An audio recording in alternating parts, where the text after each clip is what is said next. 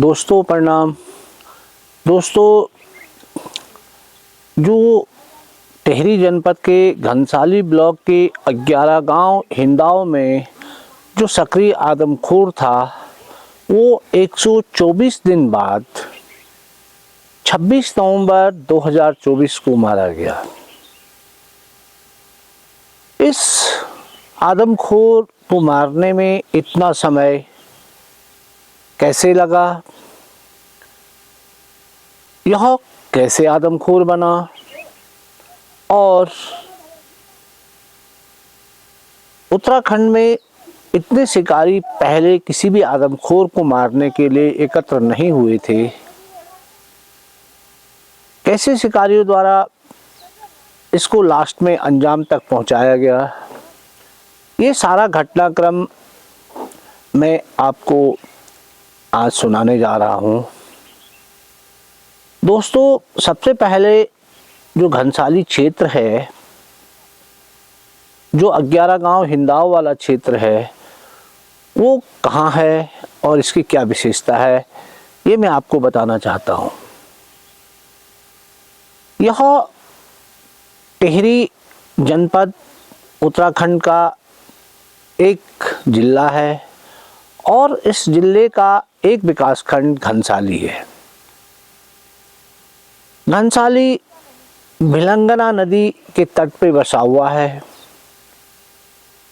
और यहाँ से जब 11 गांव हिंदाव या खतलिंग ग्लेशियर के लिए भी लोग ट्रैकिंग के लिए जाते हैं। भिलंगना खतलिंग ग्लेशियर से ही निकलती है और जो टिहरी डैम बना हुआ है वह भागीरथी और भिलंगना नदी पे ही बना हुआ है। यदि आप कभी इस क्षेत्र में आना चाहें तो यहाँ पे विश्वनाथ का बहुत बड़ा मंदिर है, एक घनघोर जंगल में। जगतशिला माता का मंदिर है और यहाँ का जो प्राकृतिक सौंदर्य है वह बहुत देखने लायक है। चारों ओर आपको बांज, बुरांस, देवदार आदि के घने जंगल दिखाई देंगे। पानी इतनी पर्याप्त मात्रा में यहाँ है कि अधिकतर जो खेत हैं वो सब रोपाई के हैं।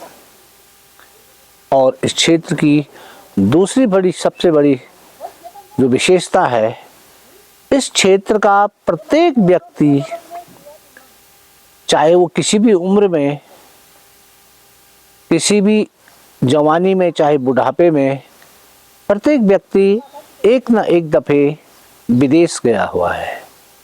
यहाँ के सारे पुरुष अधिकतर जापान, इंडोनेशिया, कुवैत, सारे विदेश में होटल लाइन में काम करते हैं।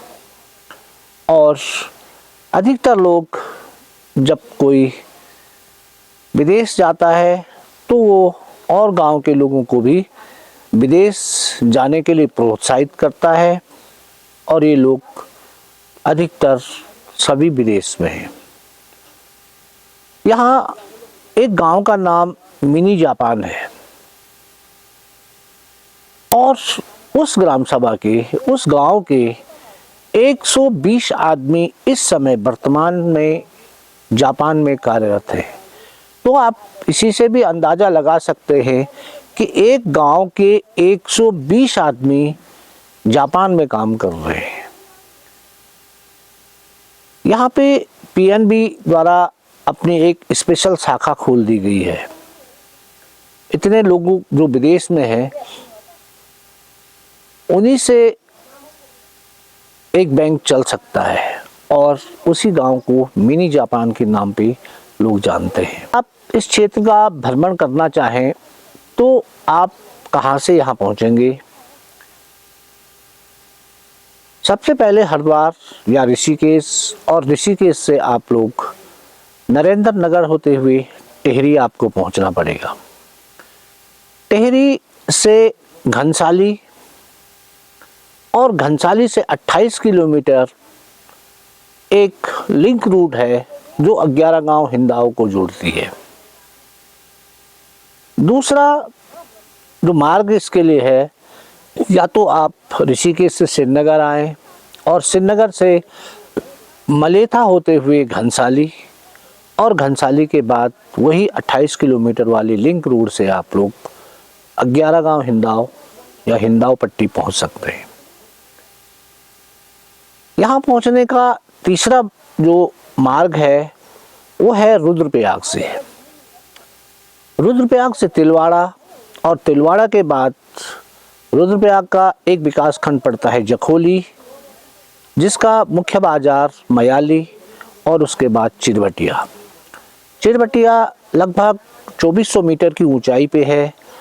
यहाँ पे बर्ड वॉचिंग और बहुत टूरिस्ट कैंप लगते हैं।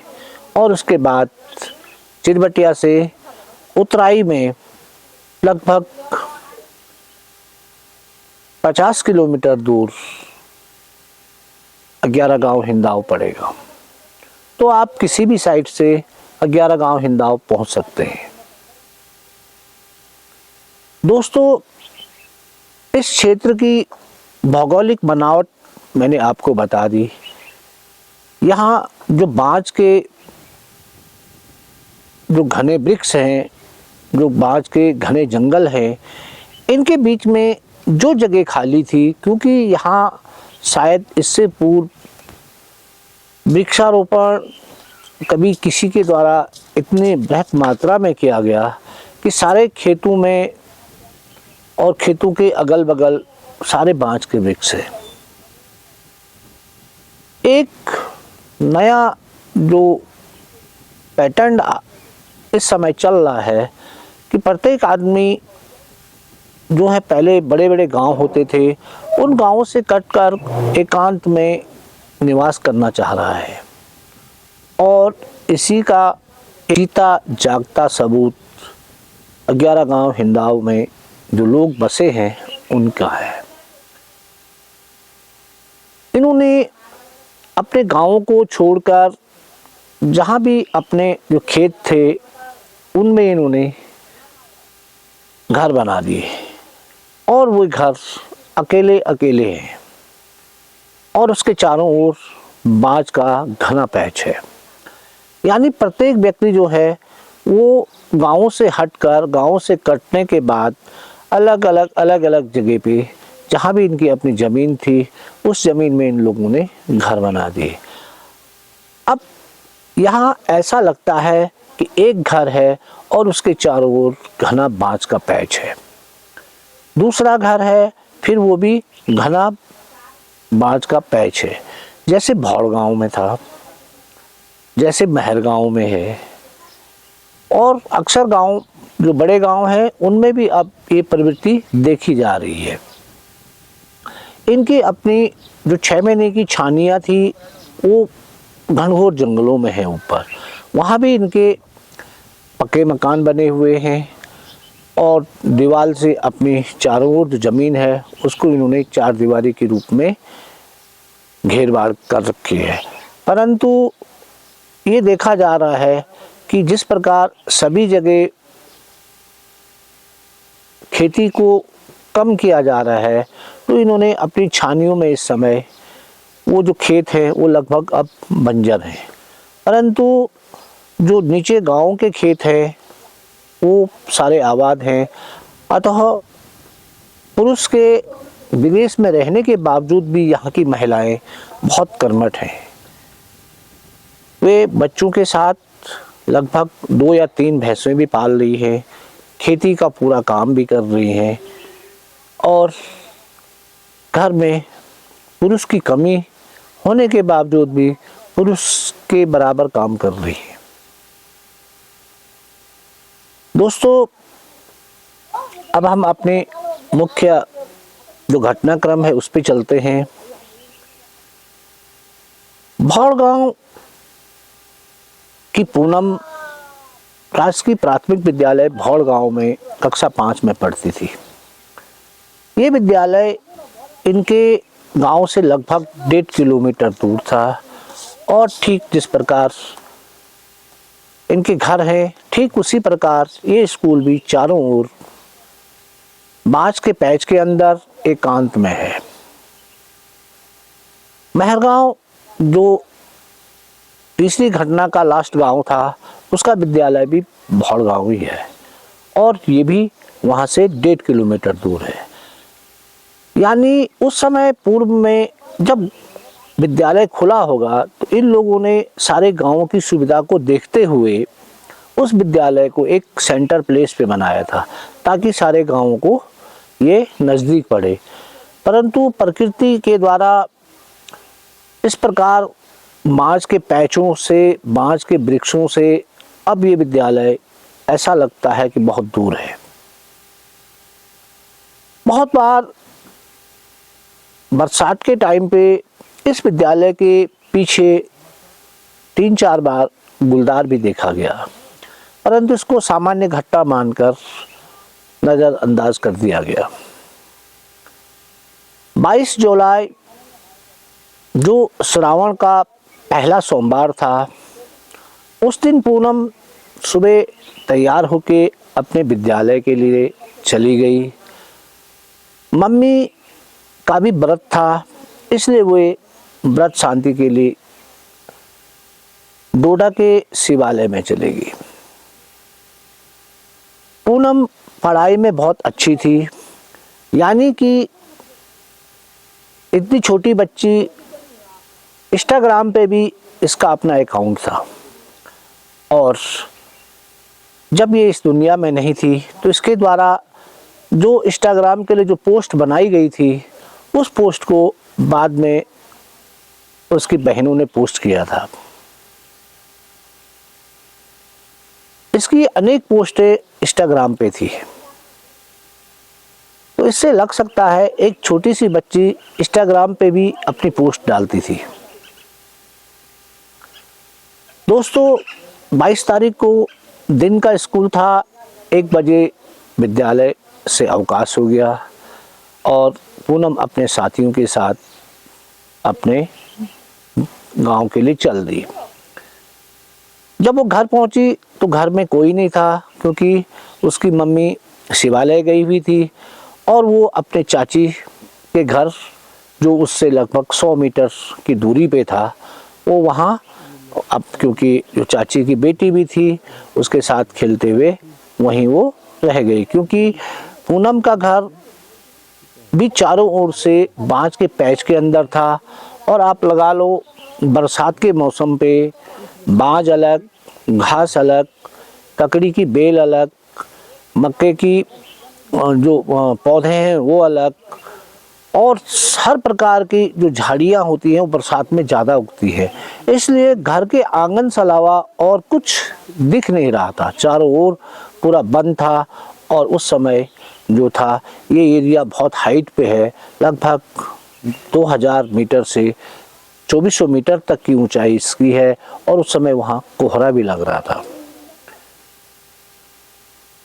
फिर जब लगभग 2 बजे पूनम की मम्मी घर आई तो उन्होंने पूनम की चाची को फ़ोन किया कि मैं घर आ गई हूँ, पूनम को बोलो घर आओ और वो खाना खा लेगी।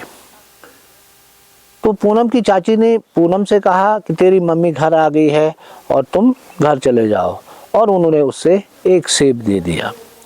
पूनम सेब खाती खाती अपने जो घर के लिए जो रास्ता था उस पे चल दी। जो रास्ता था वो रास्ता सीधे रोड तक आता था और उस पर एक बीच में एक कट था जो पूनम के घर के लिए जाता था। पूनम अपने घर से ज़्यादा यहाँ पर से पूनम के घर का ये रास्ता था। आप देख सकते हैं वो घर जो बीच में दिख रहा है, पूनम वहाँ से ऊपर आई थी। ये बांस का घना जंगल और इसके बीच में ये रास्ता। यहाँ पर से कितने दूर ले गया था आगे। ये इस रास्ते पूनम अपने घर को जा रही थी।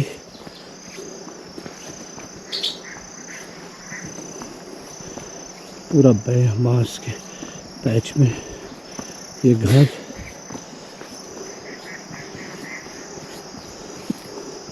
ये तो है जो सामने दिख रहा है, और इसके अंदर ये घर दिख रहा है।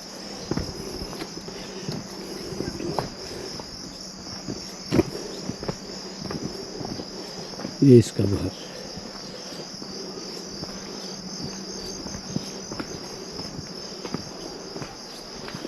यहीं पे अच्छा, इस स्पॉट पे ही गुलदार ने उसको पकड़ लिया, यहीं से ऊपर को ले गया था खींच के, क्योंकि ये मकान थी, घर था, और यहीं से ऊपर इस अभी जो हम जाएंगे उस रास्ते से ऊपर उसको ले गया था।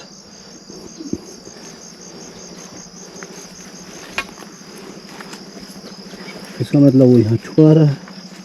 यहाँ बहुत घनी झाड़ियाँ थी, अब तो एक झाड़ियाँ कट चुकी है सारी ने, उस समय बहुत ज़्यादा झाड़ियाँ होंगी इस पे, ये बाँस के पेड़ सब काट दिए गए पूरा झाड़ी से भरा। क्योंकि जो दूरी थी वो केवल 50 मीटर बची थी। शायद कोई गुलदार उस समय पूनम को देख रहा था और वो घात लगाए हुए पूनम के रास्ते पे बैठ गया। जब पूनम ठीक अपने घर के से 50 मीटर की दूरी पे थी तो उस गुलदार ने पूनम पे हमला कर दिया। पूनम चीखी भी होगी, परंतु उसकी चीख किसी को नहीं सुनाई दी, और उसका जो वो सेब खा रही थी वो सेब वहीं पे गिर गया। गुलदार पूनम को वहाँ से ऊपर की ओर खींचते हुए जो उनके घर की जो बाउंड्री वॉल थी उस पे उसने चढ़ाया, फिर वो रास्ते में लाया, फिर रास्ते के बाद ऊपर फिर दीवार थी, फिर उसने उस दीवार पे पूनम को चढ़ाया, और उसके बाद ऊपर वहाँ से लगभग 50 मीटर दूर वो पूनम को ले गया। ऊपर मेन सड़क थी और बीच में घना बांस का पैच था, इसलिए गुलदार पूनम को उसी पैच में लेके उसने सबसे पहले उसके गाल चाटे, और वो पूनम को खाना चाहता था, परंतु शायद मेन रोड पे जो ट्रैफिक चल रहा था उसके वजह से गुलदार बार बार डिस्टर्ब हो जा रहा था।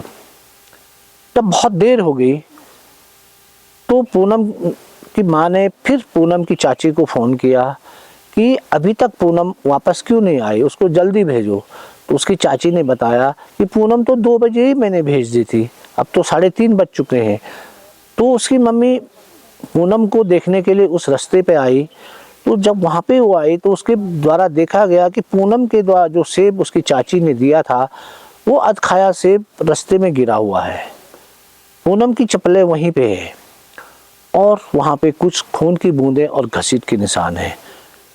तो प्रथम दृष्टया उससे लग गया कि शायद पूनम को गुलदार उठा के ले गया है, और वो जोर जोर से चिल्लाई, और गांव वाले जो दूर दूर थे वो धीरे धीरे इकट्ठा हुए।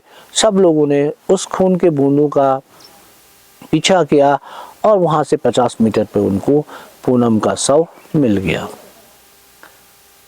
तुरंत ये जो खबर थी ये सारे गांव में आग की तरह फैल गई, और तुरंत वन विभाग को सूचित किया गया, और वन विभाग भी लेट मतलब लगभग 7 साढ़े 7 बजे वहाँ पहुँचा। उस समय उन्होंने अपने उच्च अधिकारियों से संपर्क किया और इस गुलदार को आदमखोर घोषित करने के लिए प्रार्थना पत्र भी दिया, क्योंकि पूनम के शव को वहाँ से नहीं हटाना था जब तक राजस्व विभाग वाले और वन विभाग वाले नहीं पहुँचते।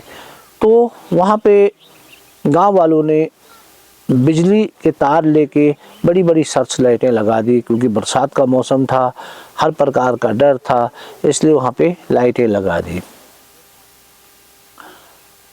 और रात भर वो लोग वहीं पे बैठे रहे। सुबह जब राजस्व और वनाधिकारी लोग वहाँ पहुँचे तो उस सब के पोस्टमार्टम की कार्रवाई आरंभ कर दी गई। R.O. नोटियाल द्वारा जॉय वकील को इसकी सूचना दी गई और उन्हें वहाँ पे आने का अनुरोध किया गया। जॉय पौड़ी से घनसाली की ओर चले, परंतु बरसात के मौसम पे बारिश के कारण रोडों की अधिक क्षतिग्रस्त होने के कारण जॉय हुकील को पहुंचने में देर हो रही थी। जनता वहाँ बहुत जुटती जा रही थी। वन विभाग पे सारे जो लोग थे वो आक्रोशित थे, अतः उन्होंने आरओ नौटियाल को एक पेड़ से बांध दिया और कहा, जब तक शिकारी यहाँ नहीं पहुँचेंगे हम आपको नहीं छोड़ेंगे। दोस्तों, नौटियाल जी ने जॉय से संपर्क किया तो उन्होंने बताया कि मैं पहुँचने वाला हूँ, और शाम होते होते जॉय हुकील वहाँ पहुँचे। तब जाके उनके द्वारा आरओ नौटियाल जी को मुक्त किया गया। उस समय बहुत हफरा तफरी हो रही थी। कुछ जो कैंपर थे वो पिंजरों को लेके वहाँ पहुँच गए। कुछ जो ट्रैप कैमरे उनके पास थे वो ट्रैप कैमरे वहाँ पहुँच गए, और उसके बाद एक मचान बनाकर बकरी बांधकर जॉय हुकील उस पे बैठ गए।